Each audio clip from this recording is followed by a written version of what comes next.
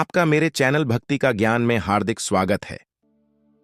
प्रिय भक्तगण, आज हम आपको एक कथा का श्रवण करा रही हूँ जो सुनने मात्र से आपके जीवन में सुख, संपत्ति और धन की वर्षा होगी। तो चलिए कथा को प्रारंभ करते हैं। अगर आप यह कहानी सुन रहे हैं तो पूरा सुनिए। इस कथा को आधा अधूरा छोड़कर जाने की गलती मत करिएगा, क्योंकि इस पवित्र कथा को पूरा सुनने से मनचाहा फल की प्राप्ति होगी। इसलिए इस कथा को पूरा सुने। आप शिव भक्त हैं तो भोलेनाथ का अनादर ना करें। माता पार्वती कहती हैं, सावन में शिव के दर्शन मात्र से सभी दुखों से मुक्ति मिल जाएगी। तो चलिए एक कहानी के माध्यम से जानते हैं। एक बार की बात है, रामपुर गांव में रमेश नाम का व्यक्ति अपनी बीवी रामा, 5 साल की बेटी रिंकी और 6 महीने के बेटे गुड्डू के साथ रहता था। जिंदगी कितनी बदल सकती है, इसका सबसे बड़ा उदाहरण रमेश है। वह एक केमिकल फैक्ट्री में काम करता था। एक रात फैक्ट्री में ब्लास्ट हो गया और उसे गंभीर हालत में अस्पताल में भर्ती कराया गया। जैसे ही रामा को पता चला, वह भागती हुई अस्पताल पहुंची। काफी गंभीर हालत है आपके पति की, हम अपनी तरफ से पूरी कोशिश कर रहे हैं, आप महादेव पर पूरा भरोसा रखिए। रमेश बच तो गया, लेकिन इस हादसे में उसने अपना पैर और नौकरी दोनों खो दिए। घर की सारी जमा पूंजी उसके इलाज में खर्च हो गई। पिछले 3 महीनों से वह बेरोजगार है। इन 3 महीनों में उसने नई नौकरी ढूंढने की बहुत कोशिश की, लेकिन एक अपाहिज को कोई भी नौकरी नहीं देना चाहता था। अब तो बारिश का मौसम भी शुरू हो गया था। इस मौसम में उसे एक जगह से दूसरी जगह जाने में बहुत मुश्किल होती, क्योंकि सड़कें पूरी तरह पानी से भर जाती हैं। आज भी वह परेशान होकर अपने घर लौट रहा था। आज भी मुझे कोई काम नहीं मिला। सब लोग मुझसे ऐसे नजरें चुराते हैं जैसे कि मैं कोई भूत हूं। अरे, क्या अपाहिज को जीने का हक नहीं है? क्या वो और उसका परिवार भूखा मर जाए? रमेश बार बार की असफलताओं से परेशान हो चुका था। उसका मकान मालिक 3 महीने का किराया वसूलने हर दूसरे दिन उसके घर आ जाता था और साथ ही घर खाली करवाने की धमकी भी देता था। कल शाम भी वो आखिरी चेतावनी देकर गया था। इधर घर में अनाज का एक भी दाना नहीं था। पिछले 2 दिन से पूरे परिवार ने कुछ भी नहीं खाया था। उसे कुछ भी समझ नहीं आ रहा था कि अब वो क्या करे। वो ये सब सोचते सोचते जा ही रहा था कि तभी जोरदार बारिश शुरू हो जाती है। मुझे उस चाय की टपरी के नीचे छिप जाना चाहिए। कहीं बारिश में तबीयत खराब हो गई तो मुश्किल हो जाएगी। वो चाय की टपरी के नीचे जाकर खड़ा हो गया। चाय की टपरी वाला चाय के साथ पकौड़े भी बना रहा था। लोग चाय के साथ पकौड़े खाते हुए बारिश का मजा ले रहे थे। उसे पता था कि घर में कुछ भी खाने के लिए नहीं है। उसने अपनी जेब में हाथ डाला तो उसे केवल RS-20 का पुराना नोट ही मिला। चलो 20 रुपये ही हैं, तो क्या हुआ, ये जेब में रहकर क्या करेगा? क्या करूं मैं? बीवी तो पानी पीकर भी रह लेंगे, लेकिन रिंकी के लिए अगर मैं पकौड़े ले जाऊंगा तो वो बहुत खुश होगी।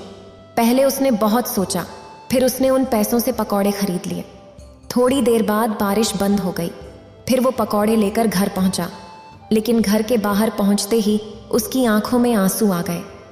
उसकी बीवी बच्चे घर के बाहर खड़े थे और उसका 6 महीने का बेटा गुड्डू अपनी माँ की गोद में लगातार रोए जा रहा था। रिंकी सहमे हुई अपनी माँ का आंचल पकड़कर खड़ी थी और उनका मकान मालिक उनका बचा खुचा सामान सड़क पर फेंक रहा था।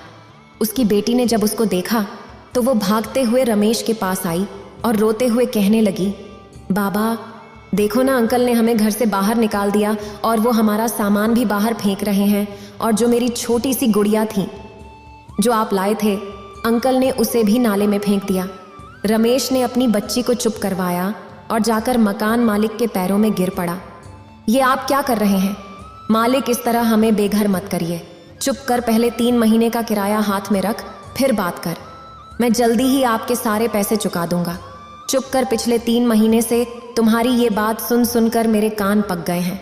तभी मकान मालिक की नज़र रमेश के हाथ में पकड़े कागज में लिपटे पकौड़ों पर पड़ी। उसे देखकर उसका गुस्सा 7वें आसमान पर पहुंच गया। अरे रे रे, इतना झूठ बोलते हो तुम लोग। मेरा किराया देने के लिए पैसे नहीं हैं और पकौड़ा पार्टी करने के लिए पैसे हैं। चलो निकलो यहां से। ये कहकर उसने रमेश के हाथ से पकौड़े छीनकर फेंक दिए। फिर वह अपने घर में ताला लगाकर चला गया। रमेश और उसकी पत्नी गिड़गिड़ाते रहे, लेकिन मकान मालिक का दिल नहीं पसीजा। अब हम कहाँ जाएंगे जी? रामा ने पूछा। पता नहीं रामा, लेकिन कहीं तो जाना होगा, रमेश ने जवाब दिया। छोटा मोटा सामान अपने सिर पर उठाकर वे सड़क पर निकल पड़े। तभी अचानक जोरदार बारिश शुरू हो गई। वे बारिश से बचने के लिए कोई जगह ढूंढने लगे, लेकिन दूर दूर तक कोई आश्रय नहीं दिखा। रामा अपने छोटे बेटे को अपने सीने से लगाए चल रही थी। तभी बारिश के साथ ओले भी गिरने लगे। भगवान शिव, गरीबों को तकलीफ देने में आपको बहुत मजा आता है ना? रमेश ने आसमान की ओर देखते हुए कहा। रमेश की नजर सड़क पर पड़ी सीमेंट की पाइप पर गई। उसने सबको पाइप में छिपने के लिए कहा, लेकिन पाइप तक पहुंचने से पहले दुर्भाग्य से एक बड़ा ओला रिंकी के सिर पर गिर गया। उसके सिर से खून बहने लगा और वह जोर जोर से रोने लगी। रामा ने तुरंत अपनी साड़ी का पल्लू फाड़कर रिंकी के सिर पर बांधा। माँ, सिर में बहुत दर्द हो रहा है, रिंकी ने रोते हुए कहा। रो मत, मेरी बच्ची ठीक हो जाएगी। वे सभी पाइप के अंदर बैठ गए और बारिश के रुकने का इंतजार करने लगे, लेकिन बारिश रुकने का नाम ही नहीं ले रही थी। तभी उन्होंने देखा कि उनके सीमेंट वाली पाइप से कुछ दूरी पर एक बड़ी सी गाड़ी आकर रुकी। उसमें से 2 कपल बाहर निकले और बारिश में भीगने लगे। बारिश में भीगने का अपना अलग ही मजा है ना अंजलि? सच में निखिल, बारिश में भीगना और उसके बाद गरम गरम पकौड़े खाना जन्नत सा मजा देता है। पूरी रात होती रहे तो मजा आ जाए। एक ओर रमेश का परिवार बारिश के रुकने का इंतजार कर रहा था और दूसरी ओर कोई पूरी रात बारिश चाह रहा था। कितनी असमानता है ना? भगवान की बनाई इस दुनिया में रमेश और उसकी बीवी यही सोच रहे थे। साथ ही बारिश के रुकने का इंतजार भी कर रहे थे, लेकिन बारिश नहीं रुकी और वह और भी तेज होती गई। सड़कों पर पानी भरने लगा और लगातार 2 दिन से हो रही बारिश के कारण बाढ़ वाली स्थिति पैदा होने लगी। उन लोगों के सीमेंट वाली पाइप में भी पानी आ गया। पानी उनके सीने तक पहुंच चुका था। रामा, हमें बच्चों को लेकर कहीं ऊंचे स्थान पर जाना होगा, नहीं तो हम सब डूब जाएंगे। रमेश ने रिंकी को अपने कंधों पर बिठाया और किसी सुरक्षित जगह की तलाश में आगे बढ़ने लगा। तभी अचानक पानी का एक तेज बहाव आया और रमेश का संतुलन बिगड़ गया, जिससे वह गिर पड़ा। रिंकी भी गिर गई और पानी के तेज बहाव में बहने लगी।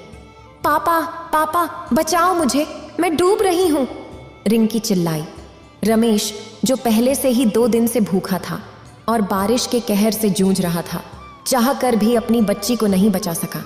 रिंकी उनकी आंखों के सामने ही बह गई। रिंकी, रिंकी, कहां हो तुम? रमेश चिल्लाया, लेकिन रिंकी ने कोई जवाब नहीं दिया। आज रमेश खुद को बहुत ही असहाय महसूस कर रहा था। उसने ऊपर आसमान की तरफ देखकर कहा, हे महादेव, तुम्हें जरा भी दया नहीं आती क्या? हम गरीबों पर पूरे पत्थर हो गए हो। पहले तो मुझे अपाहिज कर दिया, फिर दाने दाने को मोहताज कर दिया, फिर सिर से छत भी छीन ली और अब मेरी बच्ची को भी ले गया। सुन ले, तू मेरे लिए भगवान नहीं, पत्थर है पत्थर। रमेश और रिंकी बाढ़ से बचने की कोशिश कर रहे थे, लेकिन उनके पैर जवाब दे चुके थे। भूखा शरीर अपनी ताकत खो चुका था, उनके पैर लड़खड़ा रहे थे और वे भी इस बाढ़ की चपेट में आकर डूबने लगे। हालांकि तब भी उन्होंने हाथ पैर मारे, लेकिन भूख ने उन्हें कमजोर बना दिया। दोनों एक दूसरे को पुकार रहे थे, लेकिन पानी के बहाव में उनकी आवाजें अनसुनी हो रही थीं। हे महादेव, रामा, गुड्डू, रमेश ने पुकारा, लेकिन शायद मौत अभी उनके हाथ की रेखाओं में नहीं थी। तभी तो वो पानी में गिरकर बेहोश हो गए थे और वहीं जा रहे थे। तभी बाढ़ राहत कार्यकर्ताओं की नजर उन पर पड़ी और वे उन्हें अपनी नाव में बचाकर राहत शिविर ले आए। इस बारिश में हम तीनों तो बच गए रामा, लेकिन इसने हमसे हमारी रिंकी को छीन लिया।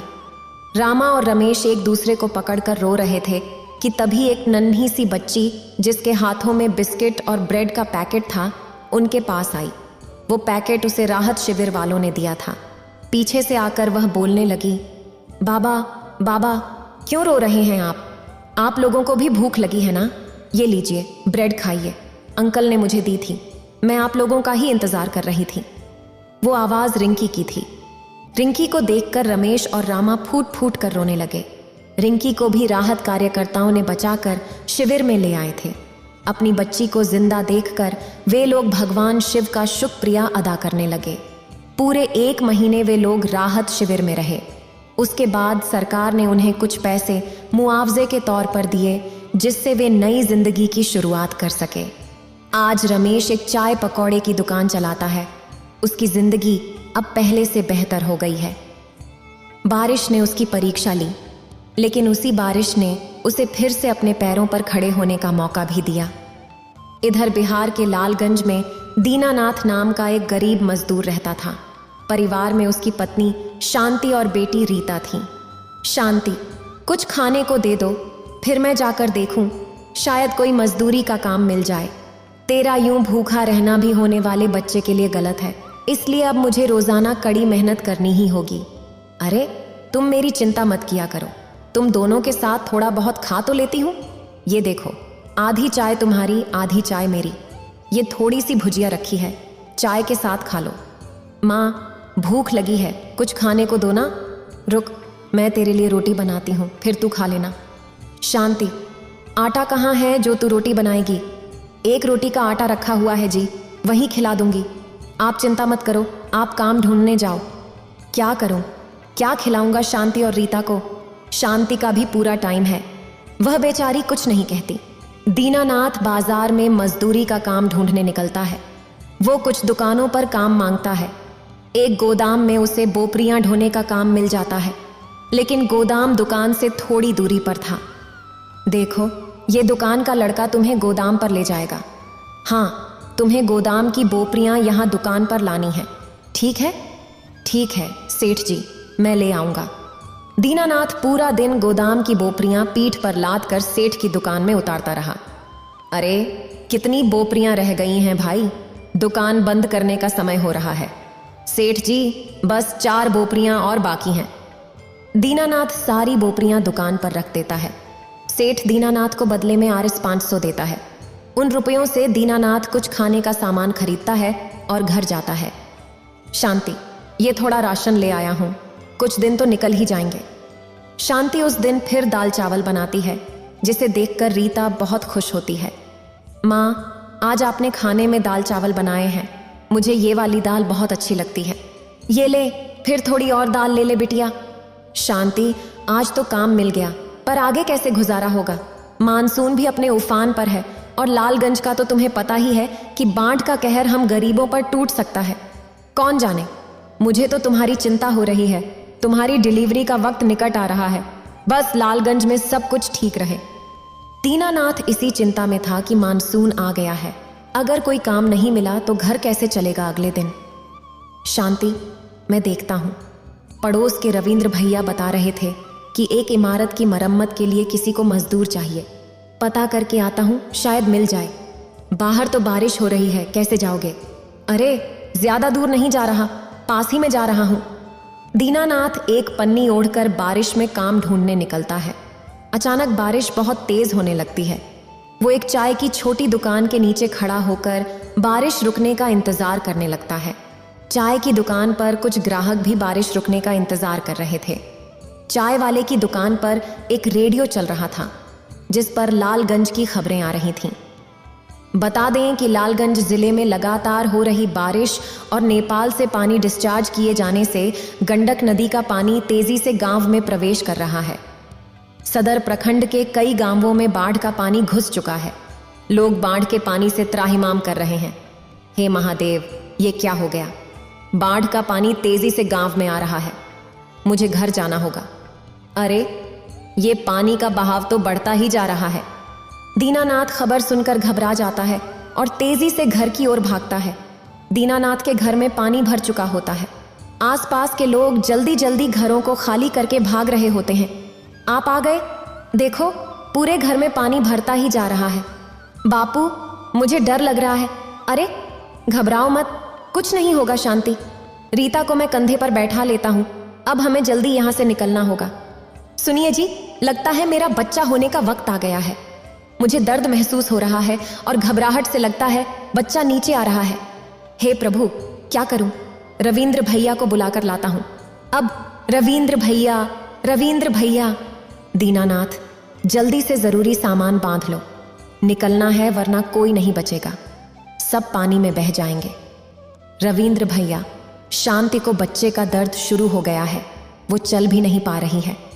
अरे बेचारी को इस मुसीबत में ये बड़ी परेशानी होनी थी। जल्दी चलो जी, एक काम करो, भाभी को खाट पर लिटा दो, फिर इसी पर ले जाना पड़ेगा, अब कोई और रास्ता नहीं है। दीनानाथ रीता को अपने कंधे पर बिठा लेता है। रविंद्र और उसकी पत्नी भी बहुत नेक दिल थे। रविंद्र की पत्नी अपने बेटे को गोद में उठा लेती है। रविंद्र दीनानाथ के साथ मिलकर शांति को खटिया पर लिटाकर उठाने में मदद करता है। सुनो जी, रीता के बापू, मेरा दर्द बर्दाश्त के बाहर हो रहा है, कुछ करो जी, बाढ़ का पानी बढ़ता ही जा रहा है। रविंद्र भैया, हिम्मत मत हारो, भगवान शिव सब ठीक करेंगे। लोग पानी के बहाव से बचने के लिए इधर उधर भाग रहे थे। आज पता नहीं एक गरीब पर बाढ़ का कहर आया हुआ था, मानो सब कुछ ले डूबेगा। शांति की हिम्मत जवाब दे रही थी। अब एक ही उपाय है दीनानाथ, भाभी को किसी नाव में सहारा दिलवाना होगा, कोई नाव में लिटाने की मदद कर दे बस। अरे भैया भैया भैया, मेरी बीवी का बच्चा होने वाला है, अपनी नाव में जगह दे दो भैया। भाई, हम खुद 5 लोग हैं, हमारी नाव इतना वजन नहीं संभाल पाएगी। भाई, दीनानाथ बहुत लोगों के आगे गिड़गिड़ाता है। शांति की तबीयत बिगड़ने लगती है। और शांति, हिम्मत रखो। रविंद्र भैया, मेरी शांति को कुछ हो गया तो मैं। हिम्मत मत हारो भैया, वो देखो सामने शायद बचाव कर्मी नाव लेकर खड़े हैं, जल्दी से उन लोगों को मदद दो, शायद वो महिला गर्भवती है, जल्दी करो। रेस्क्यू टीम जल्दी से दीनानाथ के पास पहुंचती है और शांति को नाव में लिटाया जाता है। मुश्किल वक्त में शांति नाव में ही एक बेटे को जन्म देती है। सबकी मदद से शांति की जान बच जाती है। कुछ देर बाद सुरक्षाकर्मी शांति और उसके बच्चे के साथ सभी को एक सुरक्षित जगह पर पहुंचा देते हैं। आपका बहुत बहुत शुक्रिया साहब, आज आपने हमारी मदद की, ये हमारा फर्ज था जो हमने निभाया, इसमें धन्यवाद की कोई बात नहीं। दीनानाथ रविंद्र और उसकी पत्नी को भी धन्यवाद करता है। रविंद्र भैया, भाभी जी, आज आप दोनों ने भी हमारी बहुत सहायता की। अरे भाई, फिर ये धन्यवाद किस लिए? आजा भाई के गले लग जा, आज तू एक बेटे का बाप बन गया है। बेटा, भैया आया है बापू। हाँ हाँ बेटा, ये देख तेरा छोटा भाई आया। शांति, अब तुम ठीक हो ना? जी, मैं ठीक हूँ, लेकिन अब हम कहाँ रहेंगे? सब कुछ इस बाढ़ में तबाह हो गया। शांति, ये बाढ़ की परेशानी लालगंज के साथ साथ हर आसपास के गांव में हर मानसून में होती है, पर हिम्मत रखो, सब कुछ ठीक हो जाएगा। गरीब पर बाढ़ का कहर जब आता है, अपने साथ बहुत कुछ ले जाता है, पर कहते हैं ना, जब कभी कोई संकट आता है तो भगवान शिव किसी न किसी रूप में अवश्य आते हैं, जैसे ये बचाव कर्मी आए। इस बुरे समय में सबने एक दूसरे की सहायता की और कुछ समय बाद फिर से जिंदगी ने अपनी नई सुबह देख ली। इसी तरह एक बार गर्मी अपने चरम पर थी। खेतों में गेहूं की कटाई चल रही थी। गरीब राम और उसकी पत्नी सीता भरी गर्मी में खेतों में कटाई का काम कर रहे थे। कटाई करके जब वे दोनों घर आए तो पसीने से तरबतर थे। घर पहुंचते ही उनकी बेटी प्रिया मटके से पानी लाकर उन्हें पीने को देती है और हाथ से पंखा करते हुए कहती है, बाबा, कितनी गर्मी पड़ रही है और हमारे यहाँ एक पंखा तक नहीं है। राम ने जवाब दिया, बेटी, हम दिहाड़ी मजदूरी करने वाले लोग हैं, वक्त का गुजारा ही ठीक से नहीं हो पाता, फिर पंखा और बिजली का बिल कैसे भरेंगे बिटिया? प्रिया ने कहा, पानी, उफ, ये कितना गर्म लग रहा है, लगता है मटका पुराना हो गया है, इसीलिए इसमें पानी ठंडा नहीं है। आज कुछ मजदूरी मिली है, उनसे हम शाम को नया घड़ा ले आएंगे। वे ये बातें कर ही रहे थे कि तभी एक बड़ी सी गाड़ी उनके घर के आगे आकर रुकती है। राम ने कहा, ये गाड़ी तो तुम्हारे चाचा की लग रही है। सीता ने कहा, अरे हाँ, ये तो उन्हीं की गाड़ी है। राम का छोटा भाई धीरज अपनी पत्नी और बेटे के साथ शहर में रहता था। धीरज पढ़ा लिखा था, इसलिए उसकी शहर में नौकरी लग गई, जहां कुछ समय बाद उसने खुद का घर भी बना लिया, जिसमें जरूरत की हर चीज थी। अभी वो अपने बेटे लवली और पत्नी कामनी के साथ गांव में कुछ दिन छुट्टियां मनाने आए थे। आओ आओ धीरज, कैसे हो? मैं ठीक हूं भैया, चलो अंदर आओ। जब तक तुम्हारा नौकर तुम्हारा घर साफ कर रहा है, तुम यहीं रहो। वो सभी अंदर आ गए। लेकिन ऐसी वाली कार से उतरने के बाद लवली को काफी गर्मी लगने लगी। पापा, यहाँ तो कितनी गर्मी है पापा। तभी प्रिया उन सबके लिए पानी लेकर आती है, जिसे पीते ही लवली बोला, ये पानी तो कितना गर्म है। क्या तुम्हारे यहाँ फ्रिज नहीं है? नहीं, हमारे यहाँ फ्रिज नहीं है। हम सब मटकी का पानी पीते हैं, लेकिन मटका काफी पुराना हो गया है, इसलिए यह भी पानी ठंडा नहीं कर रहा। बेटा, हमारे यहाँ ना तो फ्रिज है और ना ही एसी। हम मटके का पानी पीते हैं और थपेड़ों की हवा खाते हैं, जिससे हम स्वस्थ रहते हैं। पता नहीं कैसे रहते हो तुम सब यहाँ। धीरज, कालू से कहो कि जल्दी से घर साफ कर दे और एसी भी ऑन कर दे। यहाँ तो मेरा और मेरी बेटी का दम घुट जाएगा। कैसी बातें करती हो कामनी, ये हमारी जन्मभूमि है। यहाँ आते ही मेरी तो जान में जान आ गई। और लवली बेटा, प्रिया को देखो, वो भी तो इसी गांव में रहती है, उसे तो गर्मी नहीं लगती। अब तो हमेशा से इन लोगों की तरफदारी करते आए हो। देख नहीं रही मेरी लाल का गर्मी से क्या हाल हो रखा है। कभी सीता थोड़ा झेंपते हुए बोली, वैसे कामनी, मैंने तुम सबका खाना यही बना दिया है, कहो तो लगा दूं। लेकिन माँ, भला इस गर्मी में हमसे खाना कैसे खाया जाएगा? कोई बात नहीं मेरे भाई, आप तीनों आराम से बैठकर खाना खाओ, मैं आपको पंखा कर देती हूँ। सीता ने उन सबको खाना परोसा और प्रिया उन्हें पंखा करती रही। कुछ देर बाद वो सभी सामने बने अपने घर में चले गए, जहाँ कामनी और लवली ने सबसे पहले एसी ऑन किया और उसमें बैठकर राहत की सांस ली। अब लवली फ्रिज में से ठंडा पानी पीकर और एसी में बैठकर अपनी गर्मी दूर करता है। प्रिया बाहर आंगन में लेटी हुई सोच रही थी। माँ ने पूछा, क्या हुआ मेरी बच्ची, नींद क्यों नहीं आ रही? प्रिया ने कहा, माँ, धीरज चाचा इतने अमीर हैं, उनके पास शहर और गांव दोनों जगह एसी और फ्रिज हैं, और हम इतने गरीब हैं कि हमारे पास एक पंखा तक नहीं है। पापा और चाचा में इतना फर्क क्यों है? माँ ने समझाया, तुम्हारे बाबा पढ़े लिखे नहीं हैं, इसलिए वो गांव में ही रह गए, जबकि तुम्हारे चाचा ने खूब पढ़ाई की और शहर में नौकरी पाली। प्रिया ने कहा, माँ, मैं भी खूब पढ़ूंगी और अच्छी नौकरी करके तुम्हारे लिए एसी और फ्रिज लाऊंगी। माँ ने प्यार से कहा, मेरी बच्ची खुश रहे, अब सो जा। अगले दिन शाम को जब पापा धूप में खड़ी मेहनत करके घर लौटे तो उन्होंने प्रिया से पानी मांगा। प्रिया ने कहा, हमारे पास तो गर्म पानी है बाबा, मैं अभी चाची के घर से बर्फ या ठंडा पानी लेकर आती हूँ। प्रिया अपनी चाची के घर बर्फ लेने चली गई, जहाँ लवली एसी में बैठकर आराम से फ्रिज में जमाई हुई आइसक्रीम खा रहा था। अरे लवली, मुझे थोड़ी बर्फ दे दो, बाबा खेतों से आए हैं तो उन्हें ठंडा पानी देना है। और ये तुम क्या आइसक्रीम खा रहे हो? मेरी आइसक्रीम को नजर मत लगाना, और मैं अच्छे से जानता हूँ तुम रोज रोज बर्फ के बहाने एसी की हवा खाने आ जाती हो। ठीक है, कह रहा है मेरा लवली, और तुम्हें बर्फ की क्या जरूरत है? तुम सबको तो मटके का पानी पीने की आदत है ना, तो वही पियो।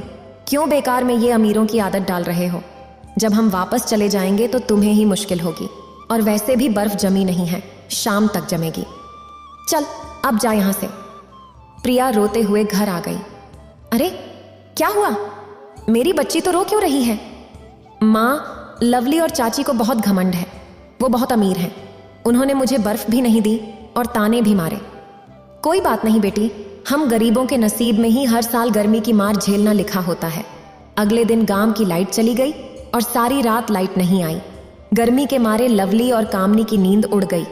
बेटा, तुम सोने की कोशिश करो, जब तक सो नहीं जाओगे तुम्हें आराम नहीं मिलेगा। लेकिन मम्मी, इतनी गर्मी में मुझे नींद कैसे आएगी? मुझे तो ऐसा लग रहा है जैसे मेरा दम घुट रहा हो। चलो बेटा, प्रिया के घर चलते हैं, उनके आंगन में बड़ा सा पेड़ है, उसकी ठंडी हवा में मस्त नींद आएगी। नहीं, मैं वहां नहीं जाऊंगा, लेकिन मैं तो वहीं जाकर सोऊंगा। आज तो बचपन के दिन याद आ जाएंगे। तुम लोग आना चाहो तो आ जाना, मैं तो खुले आसमान के नीचे सोने चला। धीरज वहां चला गया। सीता ने पेड़ के नीचे सबके बिस्तर लगा दिए। कुछ देर बाद कामनी और लवली भी वहां पहुंच गए। प्रिया ने उनका बिस्तर भी लगा दिया। खुले आसमान के नीचे पेड़ की ठंडी हवा सबको बहुत अच्छी लग रही थी, इसलिए सबको नींद आ गई। मगर लवली अभी भी करवटें बदल रहा था, उसे ठीक से नींद नहीं आ रही थी। प्रिया ने लवली के सर पर हाथ लगाया तो देखा उसका माथा गर्म है। उसने पानी की पट्टियां उसके सर पर रखनी शुरू कर दी, फिर हाथ के पंखे से उसे हवा करने लगी। कुछ ही देर में लवली को नींद आ गई, मगर प्रिया सारी रात उसे हवा करती रही। सुबह जब लवली की आंख खुली, प्रिया दीदी, क्या तुम सारी रात? हाँ, ताकि तुम्हें गर्मी ना लगे और तुम आराम से सो सको। लवली और कामनी को अपनी गलती का पछतावा हुआ। हमें माफ कर दो प्रिया, मैं भूल गई थी। गर्मी सबको लगती है, चाहे कोई गरीब हो या अमीर। दीदी, मुझे भी माफ कर दो जो मैंने तुम्हारी गरीबी का मजाक उड़ाया। फिर लवली प्रिया को गले लगा लेता है और कामनी सीता को। गर्मी अमीरी गरीबी देखकर नहीं आती, गर्मी गरीब को भी वैसे ही चुभती है जैसे अमीर को। लेकिन अमीर के पास उसे दूर करने के लिए सुख सुविधाएं होती हैं, जबकि बेचारा गरीब उसकी मार झेलता रहता है। इसलिए अगर हम उनकी थोड़ी मदद कर भी देंगे तो इससे हमारा कुछ नहीं जाएगा। मेरी भी गलती है कि मेरे पास इतना कुछ होते हुए भी मैंने कभी अपने भाई की मदद करने की नहीं सोची। कुछ दिन बाद धीरज अपने भाई के घर में एक फ्रिज और ऐसी लगवा देता है। साथ ही गर्मियों में बिजली का बिल भी वहीं भरता है, ताकि अब उन्हें गर्मी की मार ना झेलनी पड़े। कुछ दिन बिताकर वह वापस शहर लौट जाता है। अब राम और सीता जब भी धूप में मेहनत करके घर आते हैं तो एसी ऑन कर देते हैं। अब उन्हें गर्मी से राहत मिल गई है। कुछ वर्षों बाद प्रिया की शादी हो जाती है। एक दिन जब प्रिया सुबह सुबह सोकर उठी और सुजीत पर चिल्लाने लगी, पता नहीं मेरा दिमाग खराब था जो तुमसे शादी की। इतनी गर्मी है और तुमसे कमरे में एक एसी तक नहीं लगाया जाता। पापा मुझे अच्छा खासा एयर कंडीशनर दे रहे थे, पर तुम हो ना, तुम्हें अपनी गरज प्यारी है। अरे पापा से अगर एयर कंडीशनर ले लेते तो तुम्हारी कौन सी इज्जत गिर जाती। कितनी गर्मी है और मुझसे सोया भी नहीं जा रहा है। मैं आज ही पापा को फोन करके अपने कमरे में एयर कंडीशनर लगवा लूंगी। तुम्हें जो करना है करो। एयर कंडीशनर की ठंडी हवा में सोना है तो सो जाओ, पर इतना याद रखना कि मैं इस कमरे में नहीं सोऊंगा। सुजीत, तुम मुझे ब्लैकमेल कर रहे हो। अरे मेरे पापा कौन सा पराए हैं। अगर वो मुझे एयर कंडीशनर खरीद कर दे भी देंगे तो वो अपनी बेटी को ही तो दे रहे हैं। मैं तुम्हारे पापा को अच्छी तरह से जानता हूँ। एयर कंडीशनर देने के बहाने पीठ पीछे कितनी बुराइयां करेंगे, और साथ में तुम्हारी वो बुआ की बहन जो अपनी अमेरिका की घमंड करती रहती है, वो और बातें बनाएगी। मुझे तुम्हारा कोई बहाना नहीं सुनना। मैं पापा को फोन करने जा रही हूँ। प्रिया, एक बार फिर सोच लो। तुम्हारा इस तरह से रोज रोज अपने पापा को फोन करना ठीक बात नहीं है। अब क्यों नहीं चल रहा? मुझे ठंडा पानी पीना है। प्रिया बेटा, सुबह के 4 बजे से लाइट नहीं है, इसलिए पानी ठंडा नहीं हुआ। पता नहीं कैसे गरीब लोग हैं। इस घर में कुछ भी ठीक नहीं है। आगे से मुझे और सोना है, और हाँ, कोई मुझे जगाएगा नहीं। जब उठना होगा अपने आप उठ जाऊंगी। और ये उम्मीद बिल्कुल भी मत रखना कि मैं रसोई में इतनी गर्मी में खाना बनाने वाली हूँ। मैं कुछ नहीं बनाऊंगी। मेरी ही गलती थी माँ, जो मैंने एक अमीर लड़की से प्यार किया और उससे शादी की। सुजीत बेटा, अभी कुछ ही वक्त हुआ है बहू को इस घर में आए हुए। थोड़ा तो समय लगेगा, बाकी धीरे धीरे सब ठीक हो जाएगा। तुम्हारी माँ ठीक कह रही है सुजीत बेटा। ये लो, विमला मंदिर से आते हुए मैं सब्जी ले आया था। बहू का जो भी खाने का मन हो तुम उसे बना देना। आप बैठो, मैं आपके लिए चाय बनाकर लाती हूँ। प्रिया पैसे वाले घर में पली बढ़ी थी। उसे वहां पर सारे ऐशो आराम मिलते थे। सुजीत एक साधारण सी नौकरी करता था। उसने कई बार शादी से पहले प्रिया से इस बारे में बात भी की थी, पर प्रिया सुजीत से प्यार करती थी, इसलिए उसने सुजीत की बातों को गंभीरता से नहीं लिया। प्रिया की शादी भरी गर्मियों में हुई थी और प्रिया को गर्मी में रहने की आदत नहीं थी, और अब अचानक से उसे बिना एयर कंडीशनर के गर्मी में रहना पड़ रहा था, जिससे वो गुस्से में बहुत तिलमिला रही थी। एक शाम, बहू, ये तुम्हारे लिए ठंडा शरबत बनाया था, आप खुद ही पियो। बेकार से चीनी का घोल उठाकर ले आई हो, और अभी वैसे भी मैं जरा बीजी हूँ। कोई आने वाला है? अब लगता है आ गया। लाओ भैया, अंदर ले आओ। इसे यहाँ रख दो, और फिटिंग कौन करेगा? पर बहू, सुजीत बोल रहा था कि कुछ समय रुकने को उसने एक जानकार की दुकान से किश्तों पर लेने की बात की है। अगर आपके बेटे के भरोसे रहे तो दिसंबर की ठंड में ऐसी आएगा। माँ जी भैया, ये फिटिंग हो चुकी हो तो जरा चालू करके दिखाना। हाँ हाँ, अब आया ना मज़ा ठंडी ठंडी हवा खाकर। पापा का फ़ोन आ रहा है। जी जी पापा, हाँ हाँ, बहुत बढ़िया फिटिंग कर गया है। थैंक यू पापा। ठीक है, रखती हूँ। प्रिया, ये सब क्या है? मैं तुम्हें ऐसी लेकर देने ही वाला था ना, फिर तुमने अपने पापा से कहकर क्यों लगवा लिया? अब वो पूरी दुनिया में ढिंढोरा पिटेंगे कि प्रिया का पति एक मामूली जॉब करने वाला है, इसलिए वो अपनी बेटी की मदद कर रहे हैं। तुम पापा को गलत समझ रहे हो। एक तो वो हमारी इतनी चिंता करते हैं, ऊपर से तुम उन्हें भला बुरा बोल रहे हो। अब हटो सामने से। पापा ने आम भेजे हैं, मुझे आम का शेक बनाकर पीना है। अब ये बेकार से मिक्सी में शेक बनाना पड़ेगा। मिल्क शेकर भी चाहिए, मुझे पापा से कहकर ही मंगवाना पड़ेगा। सुजीत बेटा, अभी बहू को कुछ मत बोलो, बात बढ़ जाएगी। उसे जो करना है करने दो, और ऐसी लगाने पर गुस्सा भी मत होना। उसके पापा ने भिजवाया है, इसलिए अगर तुम टोकोगे तो उसे बुरा लगेगा। प्रिया ऐसी चलाकर सो जाती है, पर सुजीत की आंखों में नींद नहीं थी। उसकी खुददारी को ठेस पहुंची थी। उसे पता था कि प्रिया के पिता, बुआ की बहन और उसका पति तीनों मिलकर सुजीत के बारे में बातें जरूर कर रहे होंगे। उधर सुजीत के माता पिता भी चिंता में नहीं सो पा रहे थे। सुनिए जी, एक काम करो, आपका वो दोस्त है ना प्रकाश, उसकी मिक्सी और फ्रिज की दुकान है। आपको मेरी कसम होगी, जो आपने सुजीत से कुछ कहा तो ये मेरे सोने के कंगन देकर फ्रिज और मिल्क शेक वाली मशीन आ जाएगी। विमला, ये कैसी बातें कर रही हो? अगर सुजीत को पता चल गया कि तुमने बहू की इच्छाओं को पूरा करने के लिए अपने सोने के खड़े बेच दिए हैं तो वो बहुत गुस्सा होगा। अरे हम उसे कोई बहाना बना देंगे, पर मेरी मानो तो तुम ये 2 चीज़ें कल ही खरीद लाओ, क्योंकि अगर बहू ने अपने पिता से ये चीज़ें मांगी तो सुजीत के दिल को बहुत ठेस पहुंचेगी। और वो मेरा बच्चा सारा दिन मेहनत करके 25 से 30 हजार रुपये महीने के कमाता है। मैं नहीं चाहती कि उसके ऊपर इन गर्मियों में इतना बोझ पड़े। अभी बिजली का बिल भी भरना है, ना जाने एयर कंडीशनर से बिजली का बिल कितना आएगा। अगले दिन सुजीत के पिता एक नया डबल डोर फ्रिज और एक मिल्क शेकर खरीद लाते हैं, जिसे देखकर प्रिया बहुत खुश होती है। नया फ्रिज और मिल्क शेकर भी अच्छा है। गर्मियों में आपने अपनी बहू के बारे में सोचा? वैसे भी अगर पापा से कह देती तो थोड़ी और अच्छी ब्रांडेड कंपनी का खरीदते। खैर, ये भी नया ही है। अब मैं इस मिल्क शेकर में अपने लिए मिल्क शेक बना लेती हूँ। बाबूजी, कल से दूध थोड़ा ज़्यादा ले आया करें, मुझे रोज़ाना मिल्क शेक बनाकर पीना होता है। और पूरी गर्मियों में मैं बनाना, चीकू, आम, चॉकलेट जैसे सभी तरह के मिल्क शेक पीती हूँ। सुजीत, दीदी और जीजा जी का बर्थडे मना रहे हैं। वो एक 7 स्टार होटल में पार्टी दे रहे हैं और हम सबको बुलाया है। पापा ने कहा है कि हम सब समय पर पहुंच जाएं। मेरा बिल्कुल भी मन नहीं है। प्रिया, बर्थडे पार्टी में तुम ही चली जाओ। अब एक तो मेरे पापा तुम सबको इज्जत दे रहे हैं, बुला रहे हैं, और तुम इस तरह से मना कर रहे हो। प्रिया, बहू, हम सब चलेंगे। सुजीत बेटा, प्रिया के पापा ने आदर से बुलाया है तो हमें जाना चाहिए। ठीक है माँ, जैसा आपको ठीक लगे। प्रिया सबके साथ बर्थडे पार्टी में पहुंचती है। प्रिया, अब तो गर्मी नहीं लगती ना? पापा ने ऐसी तो भिजवा दिया था ना? हाँ दीदी, मुझे देख तेरे जीजा जी को ज़रा सा बोला कि मुझे बहुत गर्मी लगती है तो उन्होंने पूरे घर में ही ऐसी लगवा दिया। वैसे मैं बहुत लकी हूँ जो मुझे तेरे जीजा जी जैसे पति मिले हैं। ऐसी बात नहीं है दीदी, सुजीत भी मुझे बहुत प्यार करते हैं। बस मेरी कुछ ज़रूरतें ऐसी हैं कि प्रिया अपनी बहन की बातों को सुनकर थोड़ा दुखी हो जाती है और वॉशरूम की तरफ जाती है।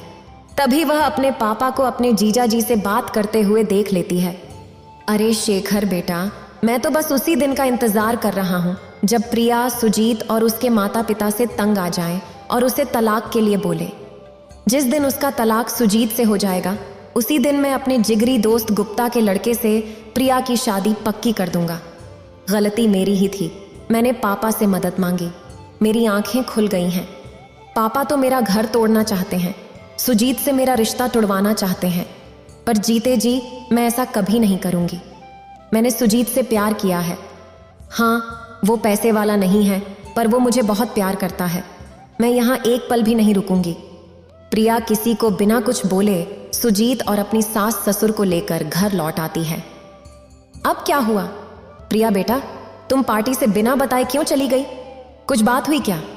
पापा, सुजीत जैसा भी है, मैं उसे बहुत प्यार करती हूँ और उसे कभी तलाक नहीं दूंगी। मैंने उसे अपना जीवन साथी माना है। और रही बात मेरे ससुर की, वो भी मुझे बहुत प्यार करते हैं। मैं जानती हूँ कि उन्होंने मेरी खुशी के लिए मेरी एक ही आवाज में फ्रिज और मिल्क शेकर खरीद कर मुझे दे दिया। मेरी आंखें खुल गई हैं। इंसान दिल से अमीर होना चाहिए। पैसा तो आनी जानी माया है, पर प्यार कमाना मुश्किल है। मैं आपका दिया ऐसी वापस भिजवा रही हूँ। सुजीत बेटा, तू कल ही जाकर मेरी बहू के लिए नया एयर कंडीशनर खरीद कर ला। मेरी बहू गर्मी में नहीं सोएगी, समझा? इतना कहकर इस कहानी को माता पार्वती समाप्त करती है। अगर आपको ये वीडियो अच्छी लगी हो तो लाइक करें और शेयर करें और मेरे चैनल भक्ति का ज्ञान को सब्सक्राइब करें। आपका धन्यवाद।